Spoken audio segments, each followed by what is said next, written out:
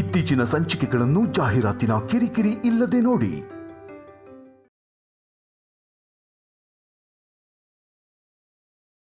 ನೀವು ಸೂಕ್ಷ್ಮವಾಗಿ ಏನಾದರೂ ಎವಿಡೆನ್ಸ್ ಸಿಗುತ್ತಾ ಅಂತ ಹುಡುಕಿ.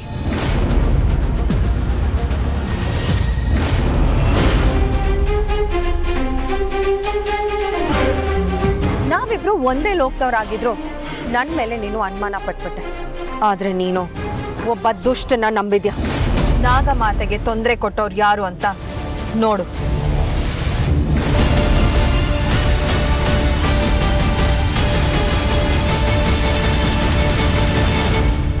ಶಿವಾನಿ, ನೀನ್ ನನ್ನನ್ನ ತಪ್ಪಾಗಿ ತಿಳ್ಕೊಂಡಿದ್ಯಾ. ನನ್ಗೆ ಆದಿಶೇಷನ್ ಮೇಲೆ ಮನ್ಸಿದೆ. ನಾಗಮಾತೆಗೆ ನಾನ್ ತೊಂದರೆ ಕೊಟ್ರೆ ಆದಿಶೇಷ ನನ್ನನ್ನು ಸುಮ್ಮನೆ ಬಿಡ್ತಾನ? ನನ್ನಿಂದ ಅವನು ದೂರ ಆಗಲ್ವಾ? ಹಾಗಿದ್ಮೇಲೆ ನಾನು ನಾಗಮಾತೆಗೆ ಯಾಕೆ ತೊಂದರೆ ಕೊಡ್ಲಿ? ಸುಳ್ಳು ಹೇಳ್ಬೇಡ ಶಿವಾನಿ. ನಾನ್ ಸುಳ್ಳು ಹೇಳ್ತಾ ಇಲ್ಲ, ನಾಟಕನೂ ಮಾಡ್ತಾ ಇಲ್ಲ. ನನ್ಗೆ ಈ ವಿಷಯನೇ ಗೊತ್ತಿಲ್ಲ. ನಾಗಮಾತೆಗೆ ಏನಾಯ್ತು ಅಂತ ಹೇಳು ಶಿವಾನಿ. ನೀನ್ ನನ್ನನ್ನ ಸಂಹಾರ ಮಾಡಿದ್ಮೇಲೆ ನನಗೆ ಮತ್ತೆ ಪುನರ್ಜನ್ಮ ಕೊಟ್ಟೋರು ಅವರು. ಹೇಳು ಶಿವಾನಿ, ನಾಗಮಾತೆಗೆ ಏನಾಯ್ತು? ಪ್ರಾಣ ಇದೆ, ಆದ್ರೆ ಎಚ್ಚರ ಇಲ್ಲ. ಅವ್ರ ಈ ಸ್ಥಿತಿಗೆ ಯಾರು ಕಾರಣ ಆದ್ರು ಅನ್ನೋದು ನನಗೆ ಗೊತ್ತಾದ್ರೆ ಮರು ಕ್ಷಣನೇ ಅವರ ಸಾವು.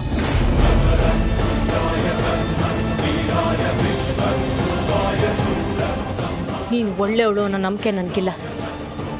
ಹಾಗೆ ನಾಗಮಾತಾ ವಿರುದ್ಧ ಹೋರಾಡೋ ಶಕ್ತಿನೂ ನಿನಗಿಲ್ಲ.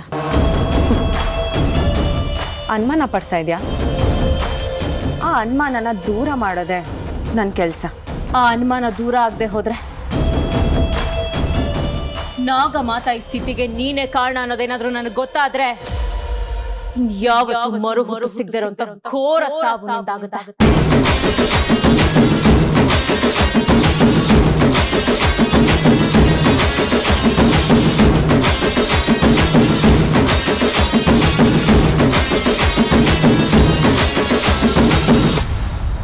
ಮಾಯಾ ಸಾವನ್ನೇ ಗೆದ್ದು ಬಂದಿದ್ದಾಳೆ. ಶಕ್ತಿ ಇರೋಳು ತಾನಾಗಿ ನನ್ನ ಸ್ನೇಹನ ಬಯಸಿ ಹತ್ರ ಬಂದಾಗ ನಾನು ಅವಳನ್ನು ದೂರ ತಳ್ಳೋದು ಎಷ್ಟು ಮಟ್ಟಿಗೆ ಸರಿಯಾಗತ್ತೆ? ಒಂದು ವೇಳೆ ನಾನೇನಾದರೂ ಹಾಗೆ ಮಾಡಿದೆ ಅಂತಂದರೆ ಶತ್ರುಗಳು ನನಗಿಂತ ಮುಂದೆ ಹೋಗ್ಬಿಡ್ತಾರೆ. ರೈಟ್. ಆಮೇಲೆ ಇನ್ನೊಂದು ಇಂಪಾರ್ಟೆಂಟ್ ವಿಷಯ, ನಾನು ಈ ಮನೆಯಲ್ಲಿ ದಿಗ್ವಿಜಯ ಅಂತೇಳಿ ಪ್ರೂವ್ ಮಾಡಬೇಕು.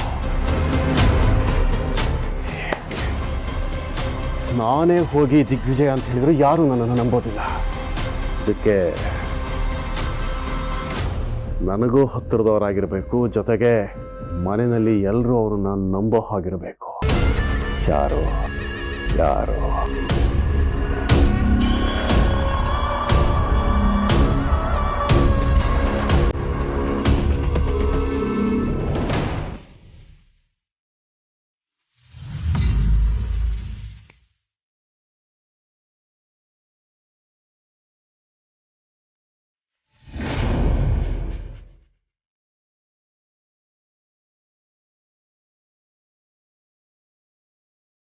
ಪದೇ ಪದೇ ಯಾಕೆ ಅನುಮಾನ?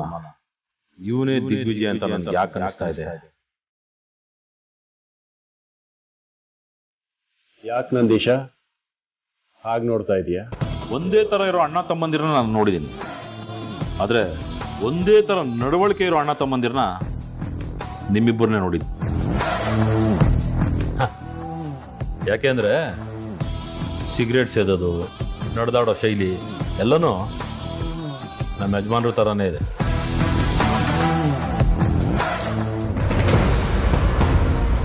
ಮಾಯಾಂಗನೆ ಹೇಳಿದ್ದನ್ನ ನಾನು ನಂಬೋದಾ? ಅಲ್ಲ, ನಾಗಮಾತನ ನೇರವಾಗಿ ಎದುರಿಸೋ ಶಕ್ತಿ ಆ ಮಾಯಾಂಗನೆಗಿಲ್ಲ. ಹಾಗಾದ್ರೆ ಆದಿಶೇಷ ಎಲ್ಲಿದ್ದಾನೆ ಅನ್ನೋ ಸತ್ಯ ನನಗೆ ಗೊತ್ತಾಗಬಾರ್ದು ಅಂತ ತಡೆದ ಶಕ್ತಿ ಯಾವುದು?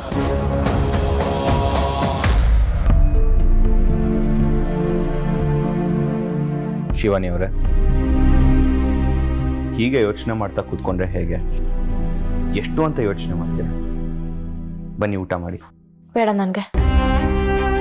ಅಲ್ಲಿ ನಾಗ ಮಾತಾ ಉಸಿರನ್ನೇ ಆಹಾರ ಅಂತ ಬದುಕ್ತಿರುವಾಗ ಇಲ್ಲಿ ನಾನು ಹೇಗೆ ಊಟ ಮಾಡಲಿ? ಹಾಗೆ ನೀವು ಕೂಡ ಉಸಿರೇ ಆಹಾರ ಅಂತ ಸುಮ್ಮನೆ ಇರ್ತೀರಾ? ಶಿವಾನಿ ಅವರೇ ಬನ್ನಿ ಊಟ ಮಾಡಿ. ಬೇಡ. ನೀವು ಹೀಗೆ ಹೇಳಿದ್ರೆ ಮಾತು ಕೇಳಲ್ಲ.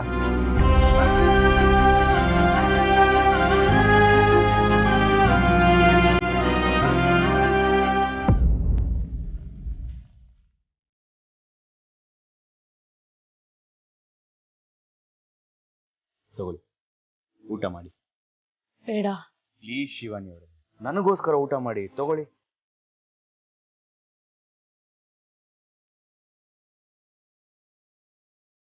ಈಗ ಏನಾಯ್ತು ಅಂತ?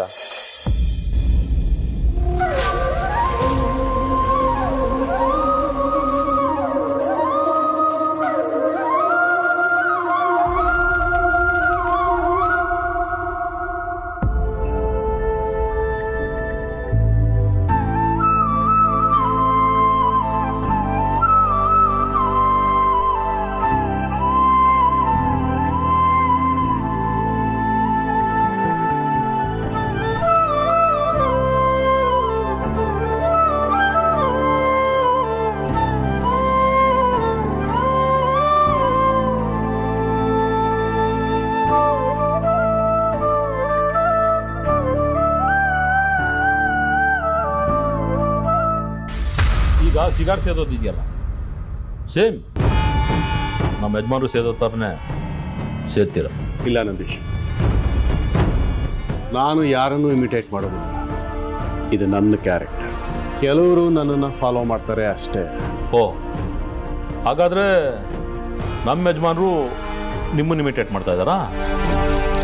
ನಾನು ಯಜಮಾನ್ರನ್ನ 40 ವರ್ಷದಿಂದ ನೋಡ್ತಾ ಇದ್ದೀನಿ. ಅವರು ಯಾರನ್ನು ಇಮಿಟೇಟ್ ಮಾಡೋದಿಲ್ಲ, ಯಾರಿಂದನೂ ಏನೂ ಕಲಿಯೋದಿಲ್ಲ. ಬೇಕಾದರೆ ಅವರು ಎಲ್ಲನೂ ಕಲಿಸ್ಕೊಡ್ತಾರೆ. ಇವನಿಗೆ ನಾನು ಹೇಳ್ತಾ ಇರೋದು ಸತ್ಯ ಅಂತ ಅರ್ಥ ಆದರೆ ಅರ್ಥ ಮಾಡಿಸ್ಲೇಬೇಕು. ಹೇಗೆ ಅರ್ಥ ಮಾಡಿಸೋ ನಂದೀಶ, ದಿಗ್ವಿಜಯ ಅಂತ ಹೇಳ್ಕೊಂಡು ಬಂದಿರೋನ್ನ ದಿಗ್ವಿಜಯ ಅಲ್ಲ ಅಂತ ಹೇಳಿದ್ರೆ ನೀನು ಹೇಗೆ ರಿಯಾಕ್ಟ್ ಮಾಡ್ತೀಯ? ಏನು ತಮಾಷೆ ಮಾಡ್ತಾ ಇದ್ದೀರಾ? ಈಗ ಬಂದಿದ್ದಾರಲ್ಲ ಅವರು ದಿಗ್ವಿಜಯ್, ನಮ್ಮ ಯಜಮಾನರು. ಅವ್ರ ಥರ ವೇಷ ಹಾಕ್ಕೊಂಡು ಯಾರೇ ಬಂದ್ರೂ ಅದು ಈ ನಂದೀಶನಿಗೆ ಗೊತ್ತಾಗುತ್ತೆ.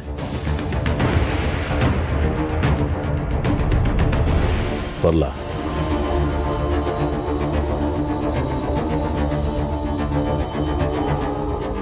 ನಾನೇ ಖುದ್ದಾಗಿ ದಿಗ್ವಿಜಯ ಅಂತ ಹೇಳಿದ್ರು ಇವನು ನನ್ನನ್ನು ನಂಬೋದಿಲ್ಲ. ಏನಾದ್ರು ಪ್ರೂವ್ ಮಾಡಿ ಇವನು ನನ್ನ ನಂಬಿಸ್ಬೇಕು. ಏನನ್ನು ಪ್ರೂವ್ ಮಾಡು, ಹೇಗೆ ನಂಬಿಸು?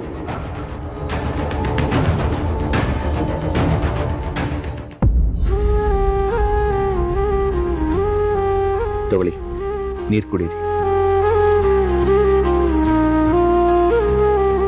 ಯಾಕೆ ಇಷ್ಟೊಂದು ಅಪ್ಸೆಟ್ ಆಗಿದ್ದೀರಾ? ನೀವು ಈ ರೀತಿ ನೋವಲ್ಲಿರೋದನ್ನ ನನ್ನಿಂದ ನೋಡೋಕ್ಕಾಗಲ್ಲ.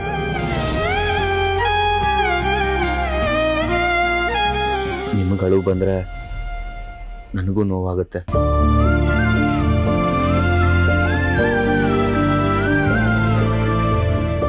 ನೋಡಿ, ನೀವು ಯಾವುದೇ ಕಾರಣಕ್ಕೂ ಬೇಜಾರು ಮಾಡ್ಕೋಬಾರ್ದು.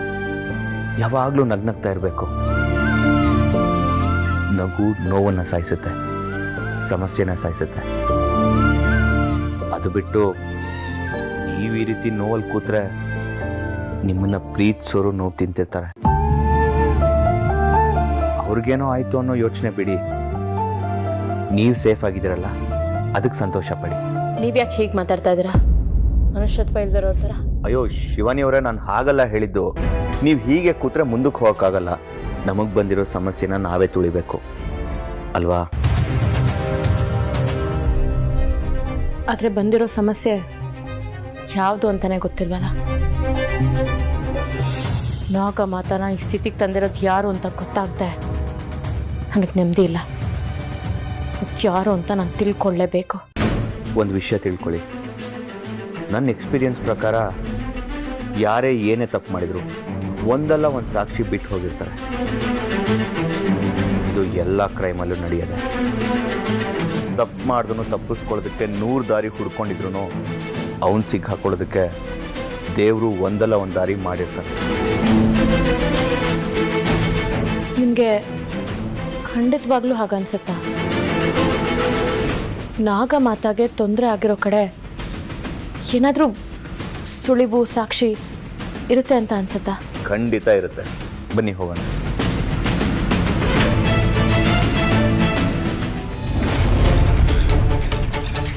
ದಿಗ್ವಿಜಯ, ಇನ್ನು ಭಯ ಬೇಡ. ಆದಿಶೇಷನ ಹುಡುಕೋದು ಇನ್ನು ಕಷ್ಟ ಇಲ್ಲ. ಆ ಗರುಡ ದೇವನ ಅನುಗ್ರಹದಿಂದ ನಾಗಾನ್ವೇಷಕ ಮಂತ್ರ ಪ್ರಾಪ್ತಿಯಾಗಿದೆ. ಇನ್ನು ಆದಿಶೇಷ ಯಾವ ಲೋಕದಲ್ಲಿ ಯಾವ ಮೂಲೆಯಲ್ಲಿದ್ದರೂ ಕಾಲಪುರದಲ್ಲಿ ಬಂದು ಬೀಳ್ತಾನೆ. ಅದಕ್ಕೆ ಪೂಜೆ ಏನ್ ಮಾಡಿ, ವಿಧಿ ವಿಧಾನಗಳ ಬಗ್ಗೆ ಎಲ್ಲ ತಿಳಿದ ನಾಳೆನೆ ಪೂಜೆ ಮಾಡಬೇಕು ದಿಗ್ವಿಜಯ. ಆ ಪೂಜೆಗೆ ನನ್ನ ಸಿದ್ಧಿ ಒಂದೇ ಸಾಲದು, ನಮ್ಮಿಬ್ಬರ ಸಿದ್ಧಿಯೂ ಬೇಕು. ಆ ಆದಿಶೇಷ ನಮ್ಮ ಕಾಲಡಿ ಬಂದು ಬೀಳ್ತಾನೆ ಅಂತಂದ್ರೆ ನನ್ನ ಎಲ್ಲ ಸಿದ್ಧಿಗಳನ್ನು ಮೊದಲು ಪೂಜೆ ಆಗ್ಲಿ, ಆದಷ್ಟು ಬೇಗ ಸಂಹಾರ ಮಾಡ. ಅವಸರ ಒಳ್ಳೆಯದಲ್ಲ ದಿಗ್ವಿಜಯ. ಶುಕ್ರ ಗ್ರಹದ ಮೇಲೆ ಶುದ್ರ ಉಲ್ಕೆ ಒಂದು ಬಡಿಯುವ ಸಮಯದಲ್ಲಿ ಪೂಜೆ ಆಗಬೇಕು. ಅದಾದ್ರೆ ನಮಗೆ ಶುಕ್ರಾಚಾರ್ಯರ ಆಶೀರ್ವಾದದಿಂದ ಬಯಸಿದ್ದೆಲ್ಲವೂ ನೆರವೇರುತ್ತೆ. ಓ ಶುದ್ರ ಮುಹೂರ್ತ ನಾಳೆ. ಒಟ್ನಲ್ಲಿ ಆದಿಶೇಷ ಯಾರು ಅಂತ ಗೊತ್ತಾಗಿ ಸಂಹಾರ ಆದ್ರೆ ಸಾಕು. ಇಷ್ಟು ಸಂವತ್ಸರಗಳಿಂದ ನಾನು ಕಾದ ಘಳಿಗೆ ಬಂದಾಯ್ತು. ಘೋರ ತಪಸ್ಸಿಗೆ ಫಲ ಸಿಕ್ಕಾಯ್ತು. ನನ್ನಲ್ಲಿ ಉರಿಯುತ್ತಿರುವ ಸೇಡಿಗೆ ನಾಗಲೋಕ ಸುಟ್ಟು ಭಸ್ಮವಾಗಲೇಬೇಕು. ನಾನು ಬಯಸುವುದು ನನಗೆ ಸಿಗಲೇಬೇಕು.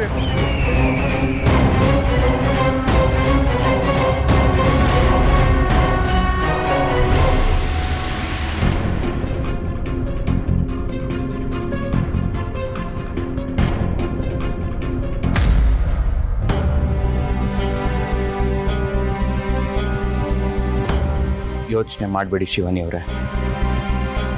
ನಾಗ ಮಾತಾಗಿ ಯಾರು ತೊಂದರೆ ಕೊಟ್ರೋ ಅವ್ರನ್ನ ಕಂಡು ಹಿಡಿಯೋಣ. ಅವ್ರು ಎಷ್ಟೇ ಬುದ್ಧಿವಂತರಾಗಿದ್ರು ಈ ಥರ ತಪ್ಪು ಕೆಲಸ ಮಾಡಿದಾಗ ಒಂದಲ್ಲ ಒಂದು ಕ್ಲೂ ಬಿಟ್ಟಿರ್ತಾರೆ.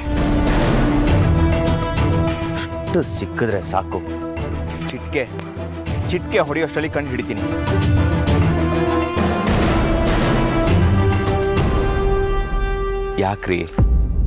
ಯಾಕೆ ಸೈಲೆಂಟ್ ಆಗಿದ್ದೀರಾ?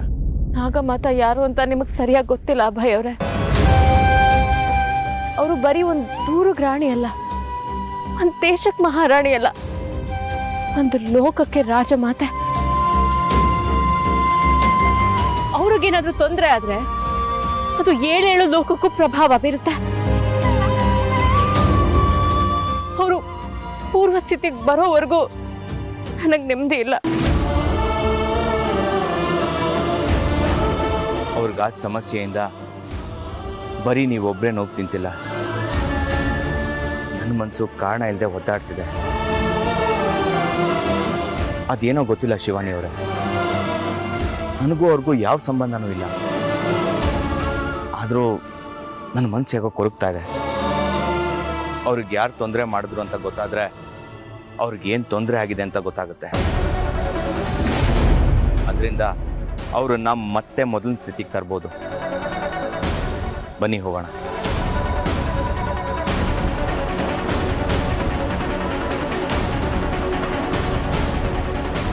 ಯಾವ ಉಪಾಯ ಮಾಡಿದ್ರೆ ನಾಗಮಾತಾ ತೊಂದರೆ ಕೊಟ್ಟವ್ರು ಯಾರು ಅಂತ ಗೊತ್ತಾಗುತ್ತೆ ಅಂತ ಹೇಳಿದ್ಯೋ ಅವರಿಂದಾನೇ ನಿನಗೆ ಅಪಾಯ ಆಗಲಿದೆ.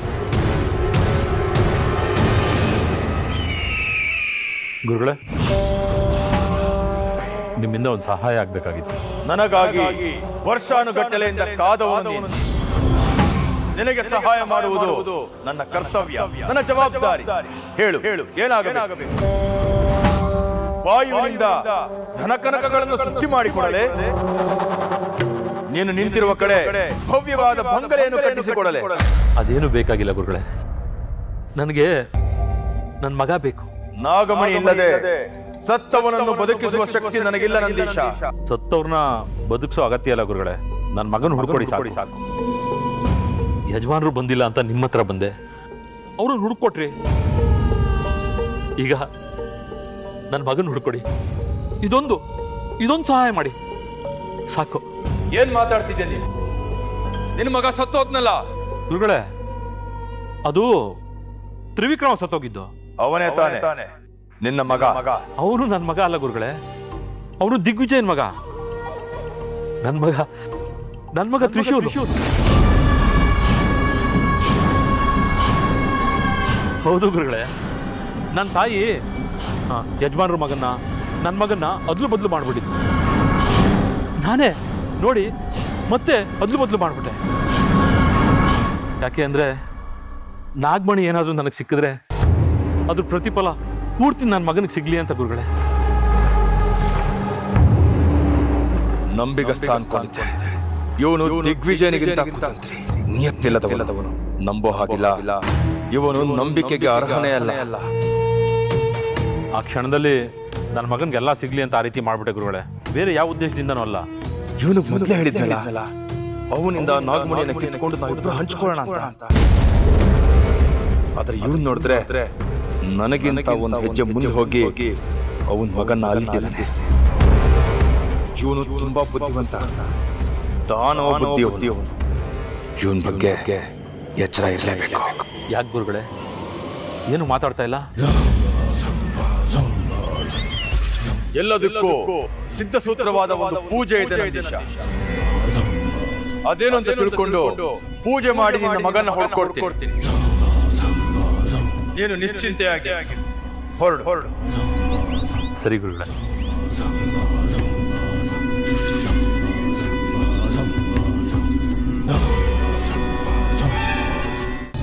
ನೋಡಿ ಶಿವಾನಿ ಅವರೇ, ಒಬ್ಬರ ಮೇಲೆ ಅಟ್ಯಾಕ್ ಆದಾಗ ಅವ್ರು ಅದನ್ನು ಡಿಫೆಂಡ್ ಮಾಡ್ಕೊಳ್ಳೋದಕ್ಕೆ ಏನಾದರೂ ಒಂದು ಮಾಡಿರ್ತಾರೆ. ಕಿತ್ತಾಡಿರ್ಬೋದು, ಹೊಡೆದಾಡಿರ್ಬೋದು. ಅಂಥ ಟೈಮಲ್ಲಿ ಅಟ್ಯಾಕ್ ಮಾಡೋಕ್ಕೆ ಬಂದವನು ಏನಾದರೂ ಒಂದು ಎವಿಡೆನ್ಸ್ ಬಿಟ್ಟಿರ್ತಾನೆ. ಅದು ಅಟ್ಯಾಕ್ ನಡೆದ ಜಾಗದಲ್ಲೇ ಇರಬೇಕಂತೇನಿಲ್ಲ, ಅವ್ನು ಓಡಾಡೋ ಜಾಗದಲ್ಲೂ ಇರುತ್ತೆ. ಏನಾದರೂ ಒಂದು ಸಣ್ಣ ಎವಿಡೆನ್ಸ್, ಒಂದು ಸಣ್ಣ ದಾರ ಸಿಕ್ಕಿದ್ರೂ ಸಾಕು ಅವ್ರು ಯಾರು, ಅವ್ರು ಯಾಕೆ ಅಟ್ಯಾಕ್ ಮಾಡಿದ್ರು ಅಂತ ಕಂಡುಹಿಡಿಯೋದು. ನೀವು ಸೂಕ್ಷ್ಮವಾಗಿ ಏನಾದರೂ ಎವಿಡೆನ್ಸ್ ಸಿಗುತ್ತಾ ಅಂತ ಹುಡುಕಿ. ನಾನು ಹುಡುಕ್ತೀನಿ, ಖಂಡಿತ ಏನಾದರೂ ಒಂದು ಸಿಕ್ಕೇ ಸಿಗುತ್ತೆ. ನೀವು ಆ ಕಡೆ ಹುಡುಕಿ, ನಾನು ಈ ಕಡೆ ಹುಡುಕ್ತೀನಿ. ಸರಿ.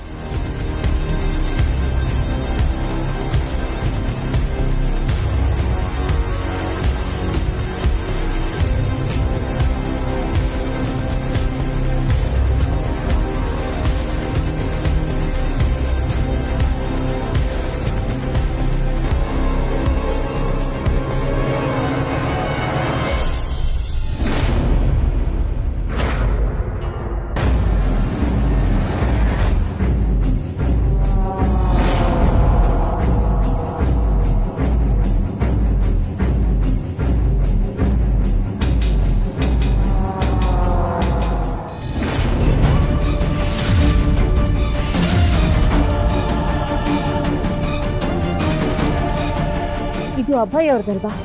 ದೇವಸ್ಥಾನದಲ್ಲಿ ನೋಡಿದ್ದೆ. ಈಗ ಅವ್ರ ಕೈಯಲ್ಲಿಲ್ಲ ಅಂದ್ರೆ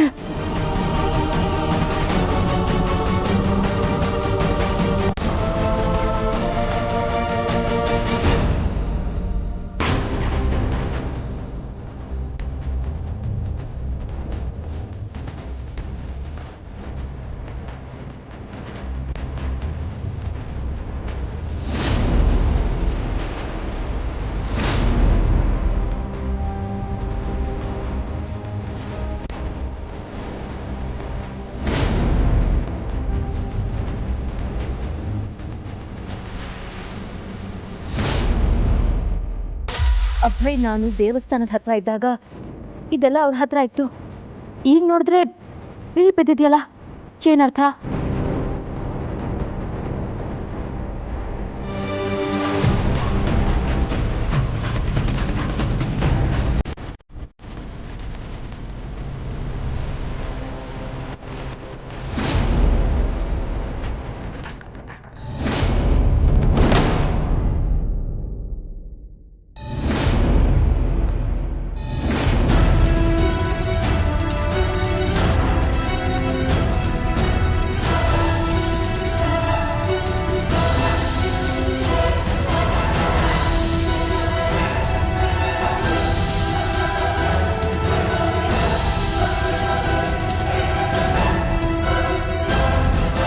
ಏನಿದು ನನಗೊಂದು ಅರ್ಥ ಆಗ್ತಿಲ್ವಲ್ಲ.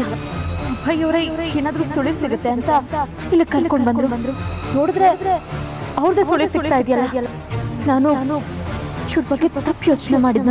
ಇವರು ನನ್ನ ಬಗ್ಗೆ ಇಷ್ಟೊಂದು ಅಕ್ಕರೆ ತೋರಿಸ್ತಾರೆ. ನಾಗಮಾತಾ ವಿಚಾರದಲ್ಲೂ ಬೇಸರ ಪಡ್ತಾ ಇದ್ರು. ಈಗ ನೋಡಿದ್ರೆ ಇಲ್ಲಿ ನಾಗಮಾತಾ ಬಿದ್ದಿದ್ದ ಜಾಗದಲ್ಲಿ ಅಬ್ಬಾಯಿಗೆ ಸಂಬಂಧಪಟ್ಟ ವಸ್ತುಗಳು ಸಿಗ್ತಾ ಇದೆ. ಅನುಮಾನ ಪಡ್ಬೇಕಾ ಬೇಡವಾ?